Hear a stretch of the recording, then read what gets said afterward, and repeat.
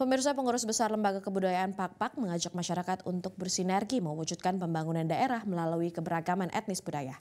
Karena keberagaman diyakini menjadi alat pemersatu pembangunan, khususnya menyikapi perbedaan pilihan pasca Pilkada 2024.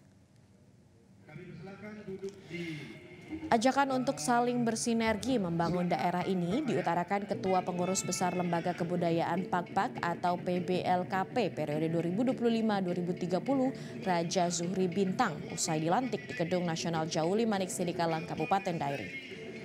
Menurut Raja Zuhri Bintang, sebagai negara multikultural, Indonesia memiliki beragam suku bangsa.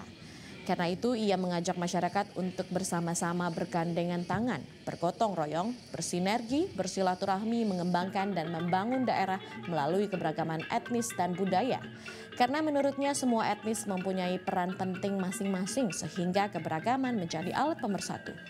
Di Kabupaten Dairi, PBLKP sebagai lembaga kebudayaan besar yang menaungi Lima Suak memiliki misi untuk mengembangkan dan melestarikan budaya Pakpak si Lima Suak, khususnya di kalangan pemuda dengan berkolaborasi dengan pemerintah.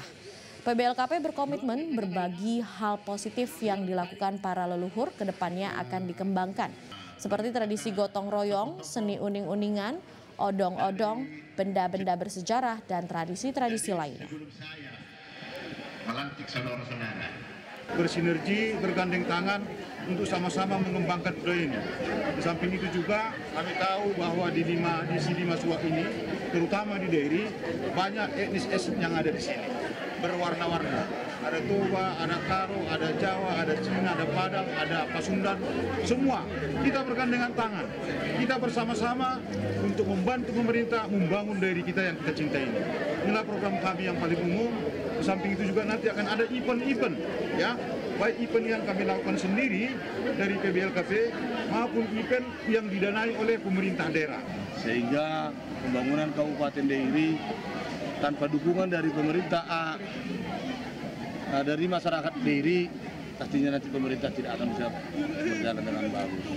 Jadi harapan kami setelah dilantiknya Ketua LKP Lembaga Kebudayaan PAKPAK ini bolehlah berkolaborasi untuk memajukan Kabupaten Dairi dan cita-cita ini. Jelajahi cara baru mendapatkan informasi. Download Metro TV Extend sekarang.